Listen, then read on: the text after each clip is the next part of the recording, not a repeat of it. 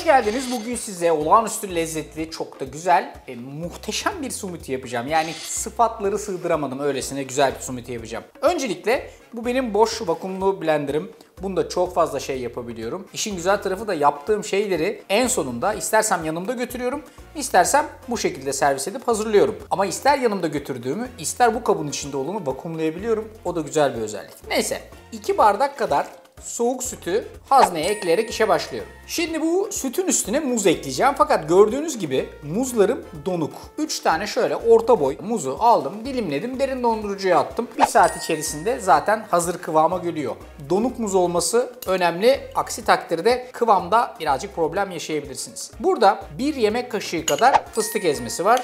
Onu da içerisine ilave ediyorum. Yaklaşık yarım bardak kadar yulaf kepeği. Burada böyle yulaf da kullanabilirsiniz ama bu yulaf kepeği daha böyle kıtır kıtır ağza gelmiyor. O yüzden bunu kullanmanızı tavsiye ediyorum. İçerisine lezzet arttırmak için şöyle 1 kaşık kadar bal ve son olarak da eğer evde güzel bir makineniz varsa o makineden çektiğiniz lezzetli 1 bardak kahve. Çok sıcak olmasın.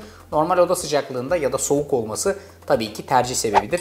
Onu da ekliyorum içerisine ve vakumlu blenderın kapağını iyice kapattıktan sonra hazneye yerleştiriyorum, kilitliyorum, kapağını da kapatıyorum ve hızlıca bu arkadaşı çalıştırmaya başlıyorum. İçerideki her şey karışınca smoothie'm de hazır olacak.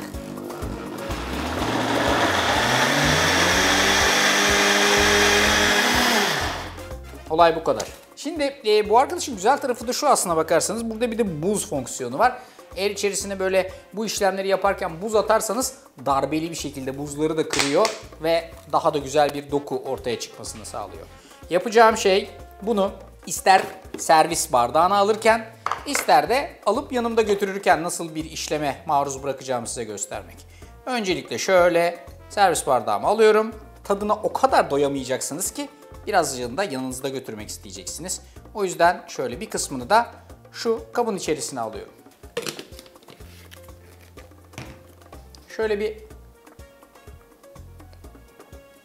çok net söylüyorum, müthiş lezzetli. Ha, yanımda götürmek istiyorum ama hani gün içinde bozulur mu vesaire vesaire, bir şey olur mu? O iş bende.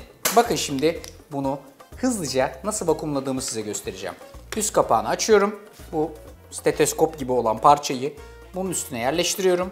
Bunun şu iç kısmında bir vakum bölümü var. Bunu buraya takıyorum. Sonra doktor işini yapıyor. Doktor, doktor, doktor, doktor, vakum. Buyurun. Olay bu kadar. İçerisindeki havayı aldık, kapağı kapattık. Yanımızda bunu güzelce gezdirebiliriz. Ha, içeceğim zaman şurasından pıst diye havasını bırakıp lıkır lıkır da içebilirim. Ben aldım smoothie'mi, gidiyorum. Şu da size kalsın. Belki keyfini çıkartmak istersiniz. Hepinize afiyet olsun.